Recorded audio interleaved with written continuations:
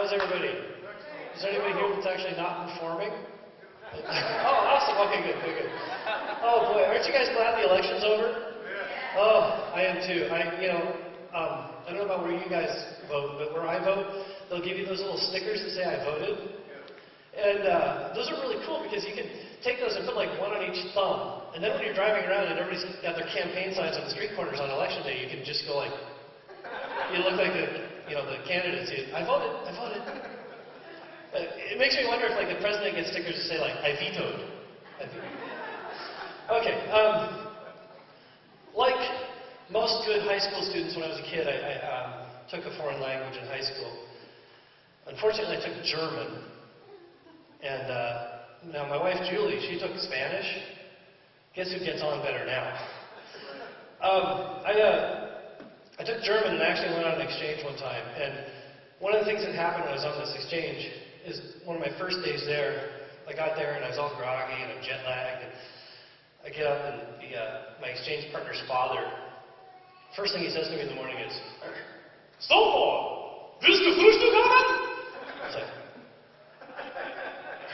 "Ja, Herr Meister." And conversely, when my exchange partner Boris came to the United States, first thing my mother asked him was, "Boris, would you like some breakfast?" "Ja, Frau Creelman." I was like, Mom, he's German, he's not deaf, It makes me wonder, how many wars do you think get started? Because there's the negotiation tables and somebody says, "First off, would anybody like some bagels?" The negotiations are over. Well, with a crowd like this, at least I know I won't have any trouble finding my car in the parking lot afterward. You come to church, isn't it tough finding your car sometimes? You get out here and, Pastor Jim has that gift for delivering a powerful, sometimes lengthy sermon. And I get into it, and I'm doing the praise and worship, I'm doing all that stuff, and I go out and I have my coffee, and I can't find my car, so I have to wait in the lobby. And we have the coffee, it makes it a lot easier, because what happens is, I've noticed that the most enterprising individuals, what they do is they're the ones that have the tea time right after church. And so they come to church, and they get in the handicap spots, and they use their golf clubs as a cane.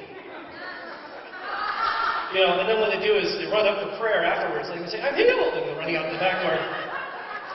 So that clears out part of the lot. And then what happens is everyone else, one by one, just sets off their car alarm by remote. It's just like, one white SUV after another. And then, all that's left is my station wagon after that. And so I can go out and drive off. And of course, I'm really pumped full of coffee at that point, so I actually don't need to drive the car. But a couple months ago, Pastor Jim was talking about if God had a refrigerator in heaven, your picture would be on it. You remember that? That was an awesome analogy. And so just thinking, my picture is on God's fridge. And then I started wondering about that. It's like, okay, if my picture's on God's fridge, where are all the lost sheep? And I thought about it. They're on the milk cartons inside of God's fridge. Right? Okay. And speaking of fridges, if we're created in God's image, then it stands to reason that God's fridge has a lot of leftovers. Our refrigerator, a lot of times, the dinner item will be, cream of leftover soup. And the other day, Julie was having some, and she got it out, threw it in the microwave, and heated it up, and threw a bunch of crackers into it, and she's eating it, and she's like,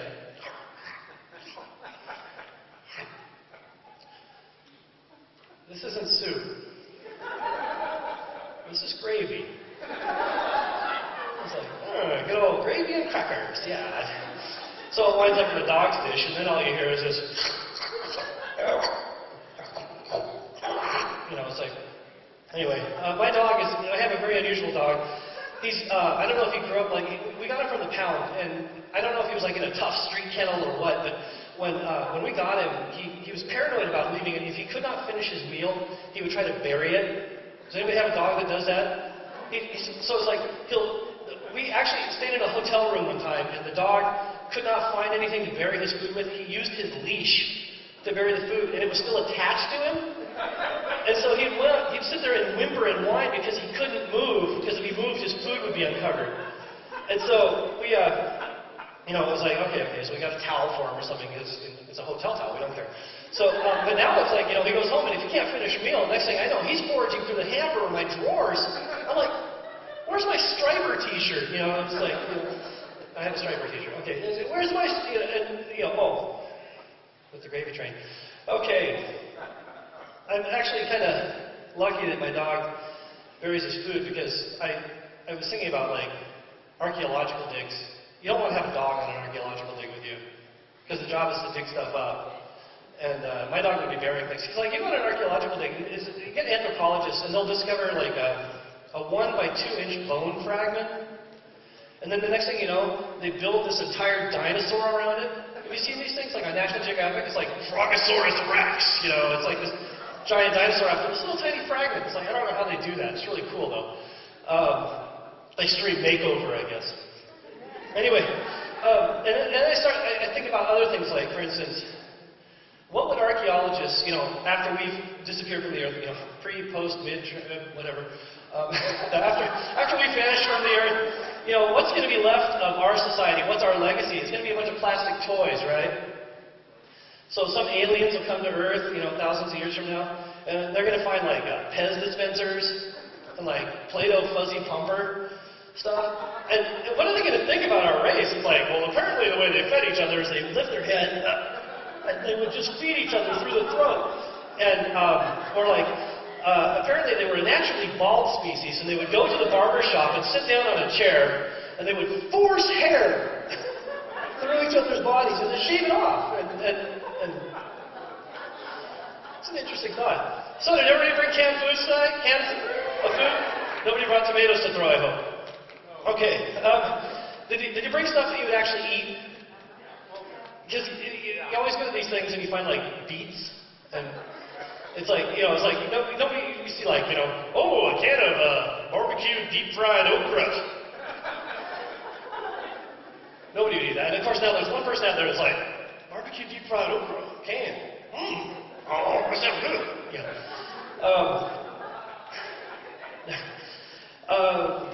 So when we're doing the canned food drive, it's a good time to ask yourself, what would Jesus do? You would think Jesus would feed the hungry, right? He did that. There's an example with the feeding the 5,000. He fed 4,000 elsewhere in the Bible.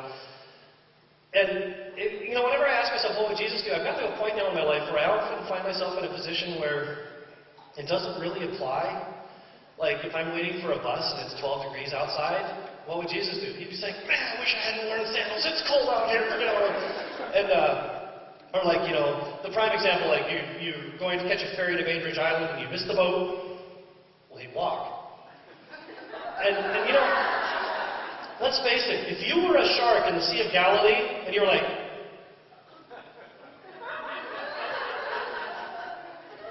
no, I'm not going to do it. Or like if you go into McDonald's, what would Jesus do? Well, he'd probably get a Filet-O-Fish, but then he'd break it up and share it with everybody in the restaurant. And there would be 12 Happy Meal bags left over. Okay. One last thing before we move on here. Have you ever wondered, what would you do if Jesus came back today? Just like if he came walking in right here at Eastside, walking down, and this isn't like happy, like precious moments Jesus. This is the real Hebrew, it's not soft pastel Thomas Kincaid stuff. This is like, he was a Hebrew guy, he's got holes in his hands. He was, this guy, he doesn't speak a word of English, right? And what would he say? He'd be like, Jesus, would you like to break bread with us? Bless you, my son. Thank you very much.